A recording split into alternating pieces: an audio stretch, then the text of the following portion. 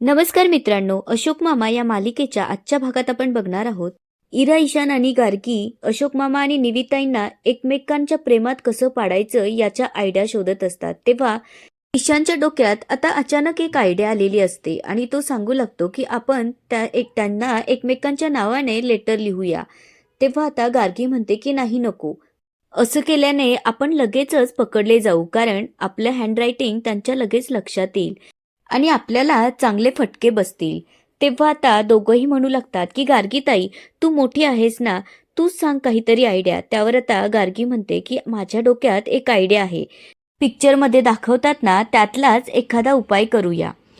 आता इकडे भैरवी तिच्या रूममध्ये लॅपटॉपवर तिचं काम करत असते. तितक्यात आता अनिश तिथे येते. तेव्हा भैरवी जरा बाजूला सरकून बसते. हे जेव्हा अनिशच्या लक्षात येतं तेव्हा तो घाबरत घाबरतच तिला विचारू लागतो की भैरवी, काम करतेयस का?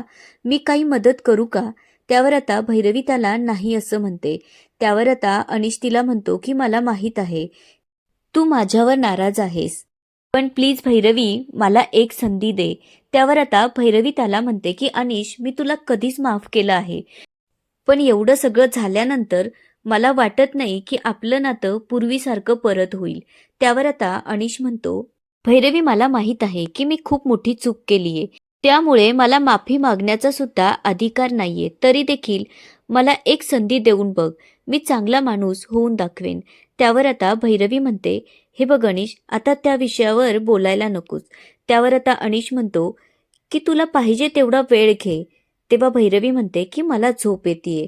असं म्हणत आता भैरवी झोपते. त्यामुळे आता अनिशला खूप वाईट वाटू लागतं. तेव्हा तो विचार करू लागतो की भैरवी, मी तुला वचन देतो की यापुढे मी तुला कधीच दुखावणार नाही आणि मी एखादी चांगली नोकरी बघेल आणि अगदी प्रामाणिकपणे नोकरी करून दाखवेल आणि मी असं काही करून दाखवेल की तुला माझ्यावर नक्कीच प्राऊड फील होईल. तितक्यात आता अनिशचं लक्ष समोर ठेवलेल्या त्याच्या कॅमेराकडे जातं आणि त्याच्या डोक्यात काहीतरी आयडिया येते. त्यामुळे तो लगेचच तिथे असलेला लॅपटॉप घेतो आणि त्याच्यावर काहीतरी सर्च करतो. आता अनिश खुश होत त्या कॅमेराकडे बघू लागतो. आता अनिशच्या डोक्यात नक्की काय आलं असेल हे आपल्याला पुढे कळेलच. इकडे गार्गी फरशीवर पाणी शिंपडत असते. तितक्यात आता इरा, ईशान तिथे येतात आणि म्हणतात की गार्गी ताई, एवढ्याशा पाण्याने काय होणार आहे? त्यावर ती म्हणते, मी आता जे काही करणार आहे ना, त्यासाठी एवढंसं पाणी पुरेसं आहे. आपल्याला कपडे धुवायचे नाहीयेत. त्यावर आता इरा, ईशान विचारू लागतात, पण नक्की तुझ्या डोक्यात काय चालू आहे? त्यावर आता गार्गी सांगू लागते की पिक्चरमध्ये दाखवतात ना की हिरोईन जेव्हा पाण्यावरून सरकून पडते तेव्हा हिरो तिला येऊन पकडतो, तसंच अगदी करायचंय. आता आपण निवेदिता मावशीला आणि काकांना आवाज देऊया. आपल्या आवाजाने ते दोघं बाहेर येतील आणि जो आधी येईल तो या पाण्यावरून सरकेल आणि दुसरा त्याला पकडेल. जर निवी मावशी पडली तर काका तिला पकडतील. तेव्हा आता इरा, ईशान विचारू लागतात, जर आजोबा पडले तर? त्यावर गार्गी म्हणते, मग मावशी त्यांना पकडेल. तेव्हा आता सगळेजण मोठमोठ्याने आवाज देऊ लागतात. इरा, ईशान अशोक मामांच्या नावाने तर गार्गी निविताईच्या नावाने आवाज देतात आणि बाथरूममध्ये जाऊन लपतात. पण त्यांच्या आवाजाने भैरवी बाहेर येते आणि त्यांना विचारू लागते, इरू, ईशान, कुठे आहात तुम्ही? काय झालं? तितक्यात आता अनिश पण तिथे येतो. आता भैरवी त्या पाण्यावरून सटकते. तितक्यात आता अनिश येऊन तिला पकडतो. तेव्हा अनिश आणि भैरवी एकमेकांना बघू लागतात. तितक्यात आता इरा, ईशान आणि गार्गी बाथरूममधून डोकून बघतात. तेव्हा आता ते म्हणू लागतात की सगळा प्लॅन फसला. आपण करायला गेलो काय आणि झालं काय? इकडे भैरवी आणि अनिश एकमेकांकडे बघत असतात. तितक्यात गार्गी आणि इरा, ईशान तिथे येतात. त्यामुळे आता ते दोघंही पटकन बाजूला होतात. तेव्हा आता दोघंही विचारू लागतात की एवढ्या मोठ्याने का ओरडत होतात?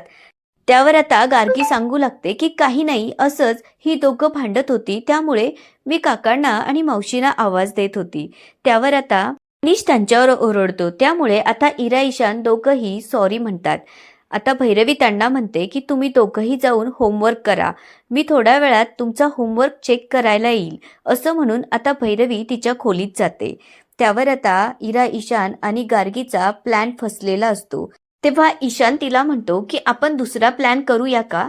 त्यावर गार्गी म्हणते की नाही, हा प्लॅन नक्कीच वर्क करेन, कारण हा फुलप्रूफ प्लॅन आहे. त्यामुळे आता आपण मावशी आणि काकांची वाट बघूया. आता इकडे भैरवी तिच्या रूममध्ये आलेली असते आणि तिची बॅग घेऊन बाहेर जायला निघते. तितक्यात आता तिच्या पाठोपाठ अनिश तिच्यासाठी ब्रेकफास्ट घेऊन येतो आणि तिला म्हणतो की भैरवी, काल मी तुझ्यासाठी माझ्या हाताने नाश्ता बनवला होता, पण काल तुला खाता नाही आलं, त्यामुळे आता हे पोहे खाऊन घे. त्यावर आता भैरवी म्हणते की अनिश प्लीज, मला उशीर होतोय, बाबांनी मला वेळेवर बोलवलं आहे. त्यावर आता अनिश म्हणतो की बाबा समजून घेतील, तूच म्हणतेस ना की बाहेर जाताना नेहमी काहीतरी खाऊन जायचं असतं, त्यामुळे तू आता ब्रेकफास्ट कर आणि मग जा. पण भैरवी त्याचं काहीच ऐकायला तयार नसते. त्यामुळे आता अनिश ते पोहे बाजूला ठेवतो आणि तिला म्हणतो, तसं तर माझा काही अधिकार नाहीये, तरी देखील तुला विचारतोय की कुठे निघालीस. त्यावर आता भैरवी त्याला सांगते की कारखान्यावर.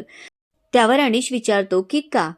तेव्हा भैरवी म्हणते की आता सुकटनकर सोबत आपला बिझनेस होणं शक्य नाहीये, त्यामुळेच मी विचार करतीये की मोदकांचं उरलेलं सामान आणि स्टीमर विकून टाकूया. त्यासाठीच मी आईबाबांच्या घरी जातीये. तेव्हा आता अनिश तिला म्हणतो की त्याची काहीच गरज नाहीये. हे बघ भैरवी, माझ्या चुकीची शिक्षा तू का भोगावीस. हे बघ, मी लगेचच राजन सुकटनकरला फोन करून त्याची माफी मागतो. त्यावर भैरवी म्हणते की एवढं सगळं झाल्यानंतर याचा काही उपयोग होणार नाहीये. तेव्हा अनिश तिला म्हणतो, ठीक आहे, पण तुझी जर हरकत नसेल तर मी तुला सोडायला येऊ का. त्यावर भैरवी म्हणते की ठीक आहे. तितक्यात आता राधावहिनी आणि किशाभाऊचा जोरात आवाज येतो. त्यामुळे भैरवी आणि अनिश तिथे पळत येतात. समोर बघतात तर त्या पाण्यावरून किशाभाऊ आणि राधावहिनी सटकून पडलेले असतात. आता अनिश आणि भैरवी दोघांनाही हात धरून उठवतात. आता भैरवी त्यांच्यावर ओरडत त्यांना विचारू लागते की काय चालू आहे तुमचं. त्यावर गार्गी म्हणते की काही नाही, हे दोघं खेळत होते आणि खेळता खेळता पाणी सांडलं आणि ही दोघं आली आणि त्यावरून सटकली. त्यावर आता राधावहिनी आणि किशाभाऊ मोठमोठ्याने ओरडू लागतात. तेव्हा भैरवी त्यांना म्हणते, हे बघा, घरामध्ये जरा शांतता ठेवा. तुम्ही जे काही केलंय त्यानंतर आम्ही तुम्हाला घरात ठेवलं, याचेच उपकार माना. त्यावर आता अनिश म्हणतो की प्लीज, माझं सुद्धा हेच म्हणणं आहे. मी तुमच्यासमोर हात जोडतो, फक्त या घरात शांतता ठेवा. भैरवी बरोबर बोलत आहेत. त्यामुळे आता राधावहिनी आणि किशाभाऊ तिथून जातात. आता भैरवी इरा ईशानवर ओरडत म्हणू लागते की इरू ईशान, ही खेळण्याची जागा आहे का. जर त्या दोघांना लागलं असतं तर. आता अनिश भैरवीला म्हणतो की भैरवी, उशीर होतोय, चल. त्यामुळे आता ते दोघंही आईबाबांकडे यायला निघतात. आता इकडे आल्यानंतर अनिश भैरवीच्या आईबाबांची माफी मागत म्हणतो, खरं तर मी एवढी मोठी चूक केलीये, त्यामुळे मी माफीच्या सुद्धा पात्र नाहीये, तरी देखील शक्य झाल्यास मला माफ करा. त्यावर आता भैरवीचे आईबाबा म्हणतात की तुला भैरवीने माफ केलंय ना, त्यामुळे आमची माफी मागायची काहीच गरज नाहीये.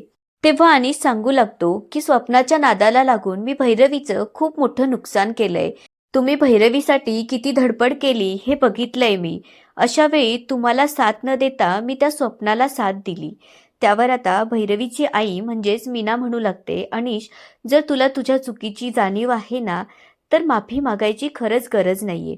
जे झालं ते झालं. त्यावर अनिश म्हणतो की माझी चूक मला सुधारायची आहे, त्यामुळेच मी सुकटनकरला फोन करून त्याची माफी मागितली आहे.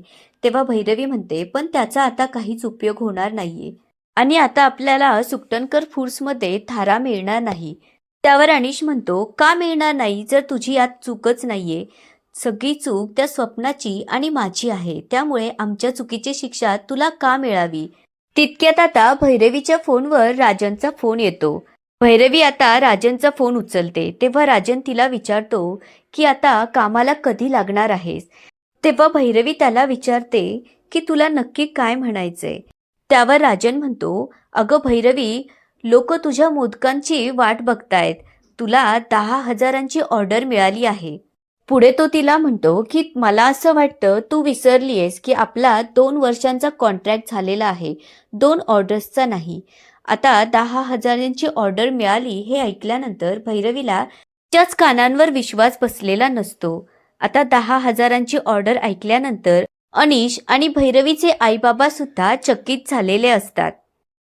तेव्हा सुकटनकर म्हणतो की हो भैरवी, हे खरं आहे. त्यावर आता भैरवी म्हणते की एवढं सगळं झाल्यानंतर सुद्धा तू मला चान्स देतोय त्यासाठी खरंच थँक्यू. त्यावर आता सुकटणकर म्हणतो की भैरवी, तू निर्दोष आहेस, यात तुझी काहीच चूक नाहीये. त्या स्वप्नाला माझ्यावर सूड घ्यायचा होता, त्यामुळेच तुला तिने यात अडकवलं. तेव्हा आता यामध्ये माझी सुद्धा तितकीच चूक आहे. त्यावर भैरवी म्हणते, राजन प्लीज, तू स्वतःला दोष देऊ नकोस. खरं तर त्या स्वप्नाचीच लायकी नव्हती तुझ्यासोबत बिझनेस करायची. आता राजन तिला म्हणतो, बरं भैरवी, आता एक गोष्ट लक्षात ठेव. पॉइंट नंबर 1, बिझनेस करताना कितीही संकटं आली तरी त्याला धैर्याने तोंड द्यायचं असतं. पॉइंट नंबर 2, माझा एक बिझनेस रूल आहे की मी कधीच माघार घेत नाही आणि पुढे जात राहतो. एवढी गोष्ट लक्षात ठेव. त्यामुळे आता लवकरच कामाला लाग. All the best. असं म्हणून राजनने फोन ठेवलेला असतो. तेव्हा आता अनिश भैरवीला म्हणतो की भैरवी, आता आपल्याला लगेचच कामाला लागावं लागेल. आता तू मला सांग की काय काय तयारी करावी लागणार आहे. आता अनिशची भैरवीच्या बिझनेससाठी चाललेली तळमळ बघून भैरवी आणि तिच्या आईबाबा खूप खुश होतात. आणि याच ठिकाणी आजचा एपिसोड संपतो. आता पुढे काय होणार ते बघूया उद्याच्या एपिसोडमध्ये. तोपर्यंत व्हिडिओला लाईक, सबस्क्राईब आणि शेअर करायला विसरू नका. धन्यवाद.